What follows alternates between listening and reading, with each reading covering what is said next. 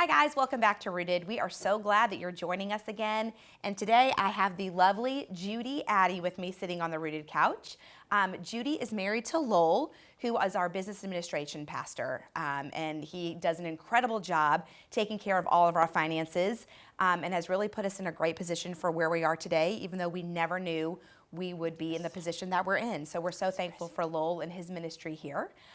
They have 2 grown sons and 3 grandbabies, and they also have some adopted grandbabies that I want to talk to you about, which I just think is such a great story for people that don't have grandchildren close, that you can still really form these relationships with people that live close to you, even if they were not actually related to you. So we'll talk about that for a minute, but Judy, welcome. Thank you. Thank you Good for to be being here. Thank you. And so what we're going to do is we're just going to kind of start about your early life, where you grew up, your family, kind of what you did going through high school and college, and then we'll get into how you met Lowell. So just tell us a little about how you grew up. Okay, I am a preacher's kid, and we started out in North Alabama. My parents are from North Alabama, and then church to church, went to East Tennessee. My good part of my childhood was in East Kentucky, which formed me. But then in high school, we went back to South Alabama, where I stayed for a good while, then went on to college and started my career there. But being a preacher's kid, it's a challenge, and that's how I grew up. That's great. That's great. And you're close to now, what about brothers and sisters? I have an older sister and a younger brother. Okay. We're still very close. Last Sunday, we Zoomed the whole family. That's great. So for Mother's Day. Yes. I'm sure that was a treat. Yeah, it was. That's great. Okay, so growing up and you went to school, you went to college to be a teacher. I did. Is that right? And you landed in what kind of teaching profession? Okay, the early 70s was a challenge. And when I graduated, I heard all kinds of complaints about teaching. I worked in the education department at Samford University. And so I was not going to teach. I was going to be the first woman on the moon or something. Perfect. But so for a year I worked, but then my church back in the early 70s, they had a school, and they said, we need a PE teacher, cheerleader sponsor, and teach a little math. And I thought, anybody can do that. Anyone could do those 3 things. So I took the job, loved it, and ended up in the math, not the PE. Right. But taught for 26 years. Wow, 26 years of math. Yeah, That is good to love know. Yes, absolutely. Well, I'm sure your kids benefited from having a math both teacher. in my classroom. Were they at one really? point. That is so funny. Okay, so then tell us how you and Lowell met, because I think it's a neat story, and then just kind of how not only you met, but when you met, Lowell was not interested in ministry at all.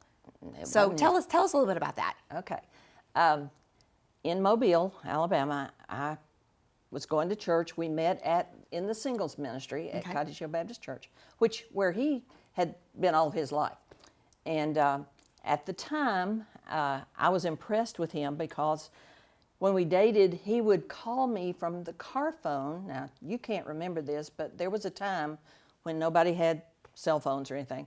And he called me from the car phone, but he was in the mayor's car because he was the administrative assistant to the mayor. I was so impressed. Absolutely. I mean, he was like a celebrity. But we got married, and he continued in politics. That was his, he was a political science major, and he was in politics, ran political campaigns.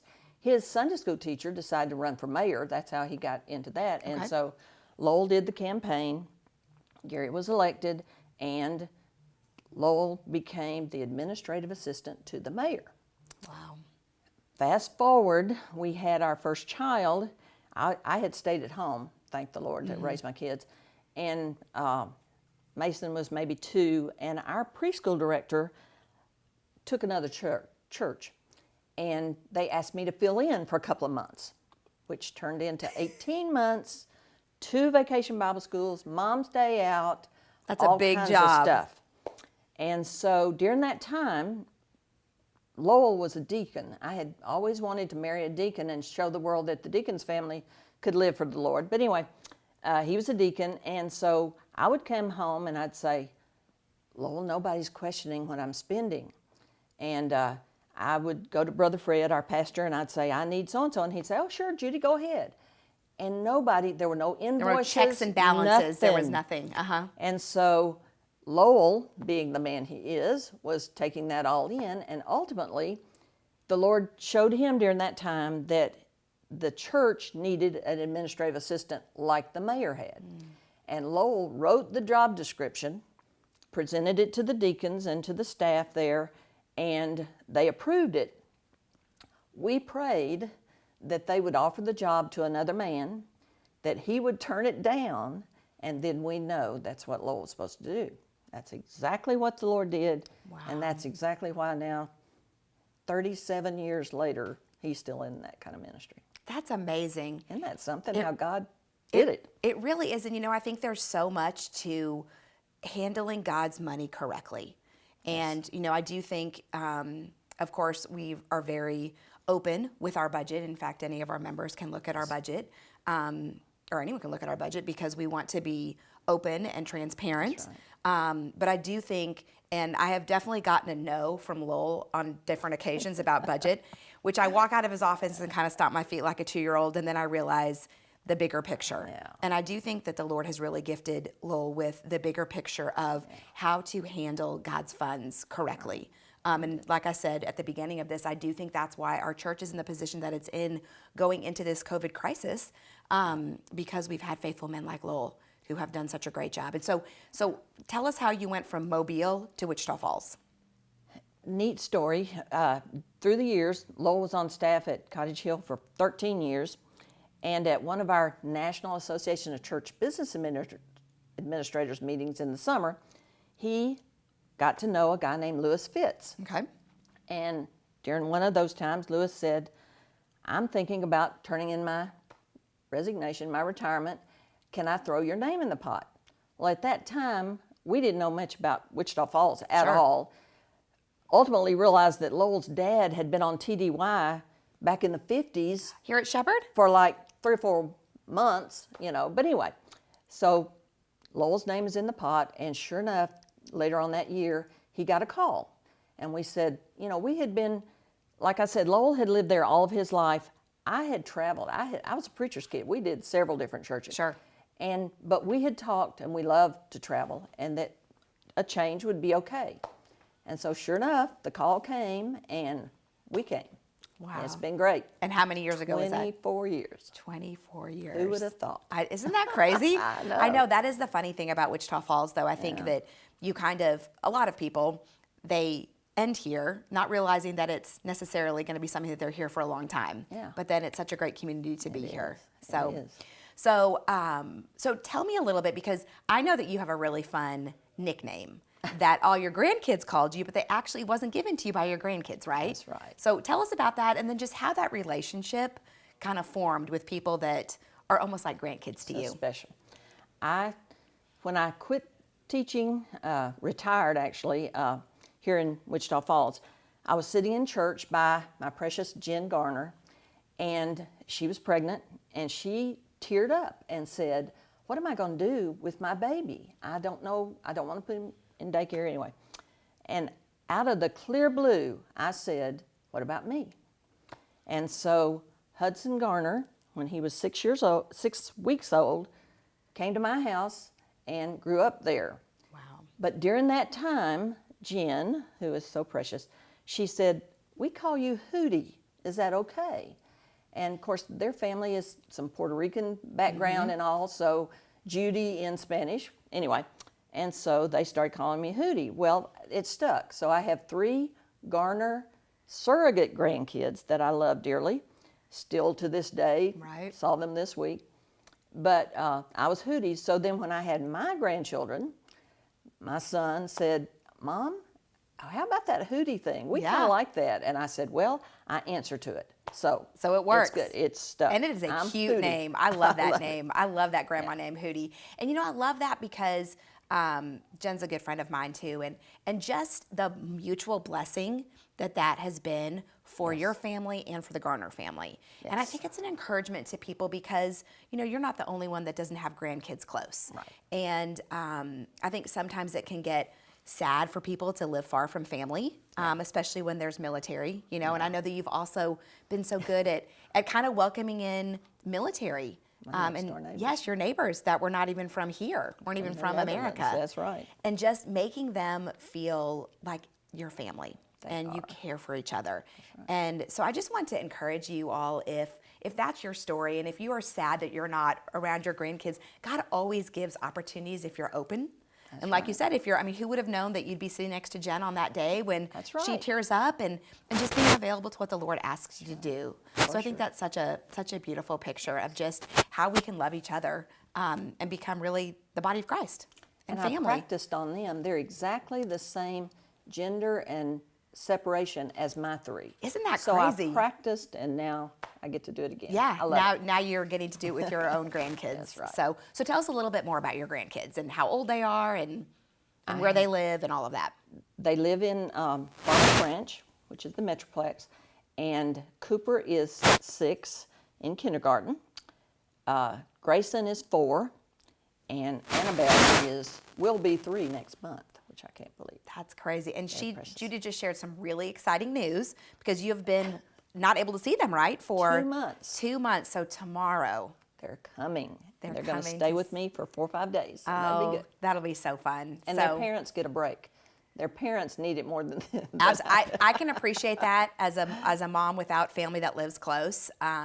Yes, I do think so often about, I look at my friends that have family close and I'm like, that would be really nice to just drop them off at grandma and grandpa's, But anyway, it just makes it more special too when they come and visit. It does. So anyway, so tell me about just some of the things that you enjoy in life. I know as you're retired, and of course you do come up here often though and help Lowell. I see you shredding checks and shredding financial documents. I'm the chief shredder. Yes, exactly. Yeah. But what are other things that you just enjoy doing? I love to travel, and this is killing me. I bet. Because we enjoy. We've had cruises, and we've been to Alaska. We've been to the Adriatic. So many different places that the Lord has given us, and I love to travel. I do needlework. I do crochet. Oh, great. Okay. And that kind of keeps my hands busy, and right. I just cannot sit still. I love to do yard work also. Okay. I don't know why, but I do, and it's just fun to be outside. I love to be outside. Right.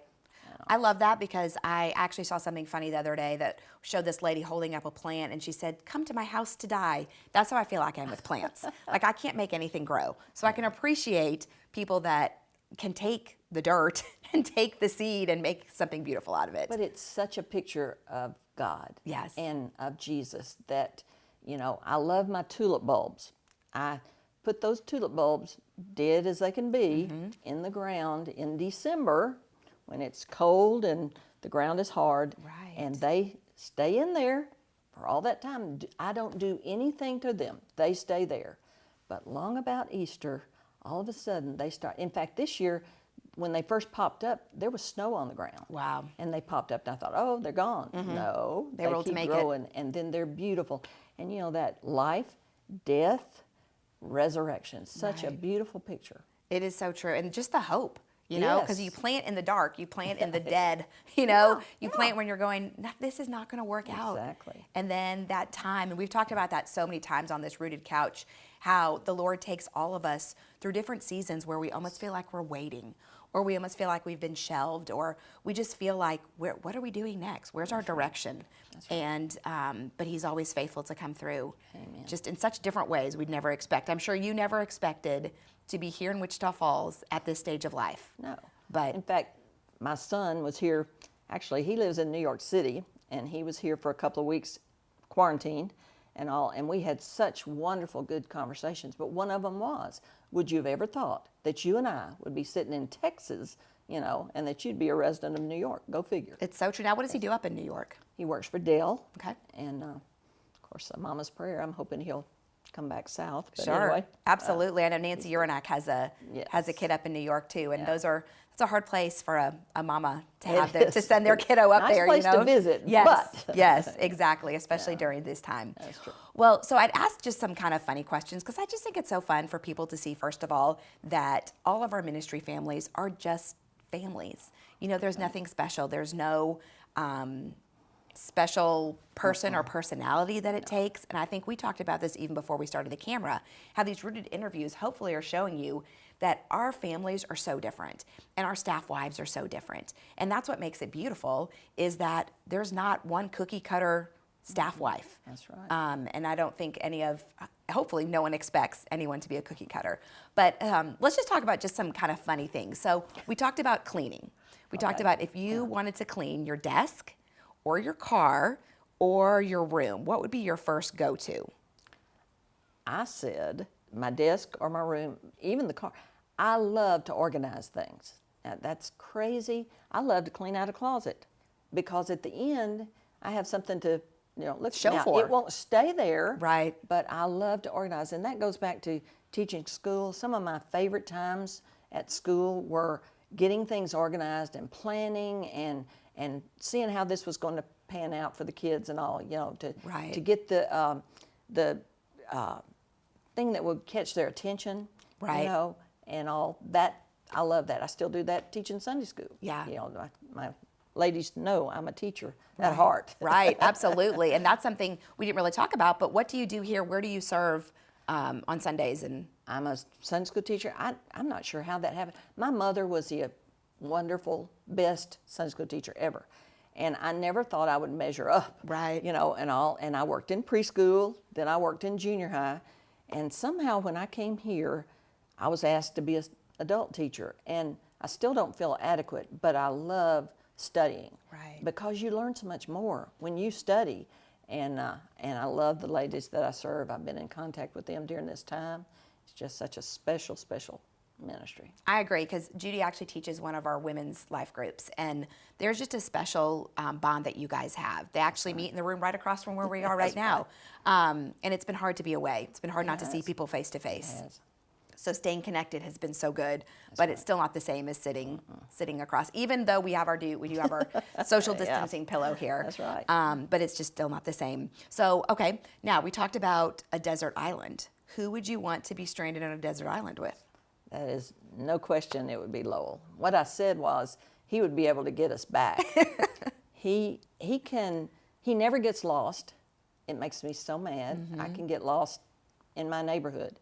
But he never gets lost. But he would devise a plan, and it would work. Mm-hmm. And, the kids throughout the years, this is something I didn't say to you, but they've always said, Mom, you're not really an Addy. And what they say is the Addies have this thing that they can figure things out, and it's like MacGyver. It works. Yes. Computers, all of that stuff.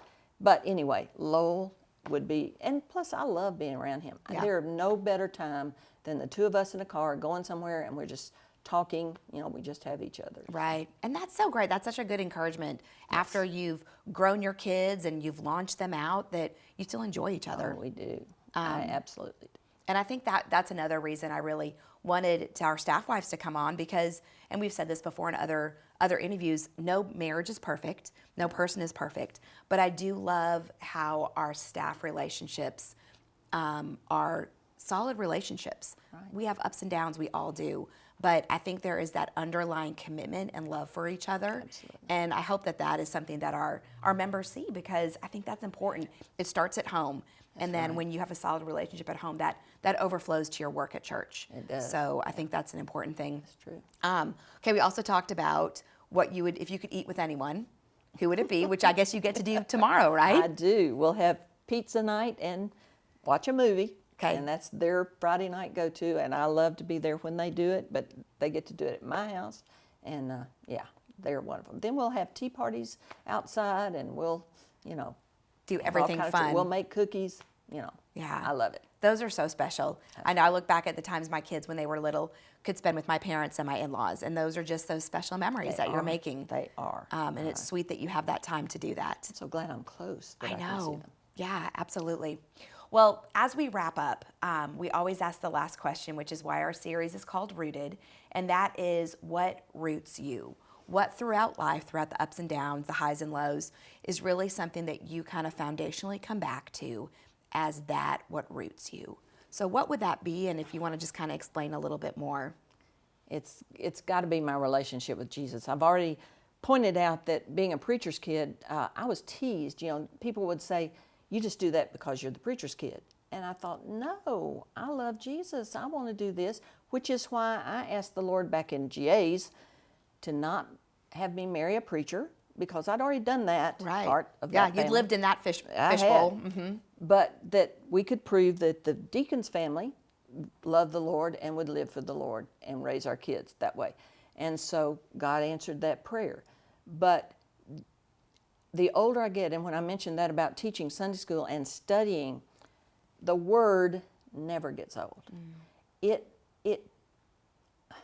meets the need wherever you are. Yes. It's new every morning. I'm just, as you read and you, even something like the 23rd Psalm, you read it again and it opens up a whole new world. That, well, I never thought about it that way before. And so I love the Word. I love listening to the Word. I've enjoyed all the things I've been able to hear on Facebook, FaceTime. Right. I get to listen to Pastor Connor in St. Kitts, along with the church here and several others, my church in Mobile. It's just fun to get to hear the Word and to study it. And that's what's rooted me and grounded me. Right. And I love that. I think that really is what roots us, because there's the timeless nature of God's Word. Yeah. And, Hebrews talks about it's living and active. And it meets us wherever we are. That's right. And whenever we're picking it up. Like you said, you could read the 23rd Psalm in a place where you're walking out in the shadow of the valley of death. That's right. And you can read the 23rd Psalm when you're beside still waters. Yeah. And it just meets your heart and your life. And the Lord just continues to work in that. So I love that. And I think that's what you're going to hear over and over, is that our staff families are people of the Word.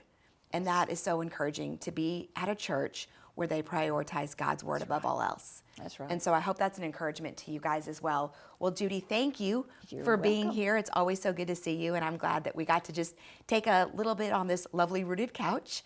And guys, thanks for always joining in. I hope this has just been an encouragement to you. I hope you're really enjoying getting to know our staff wives in just kind of a new and a different way, and we'll look forward to seeing you next time.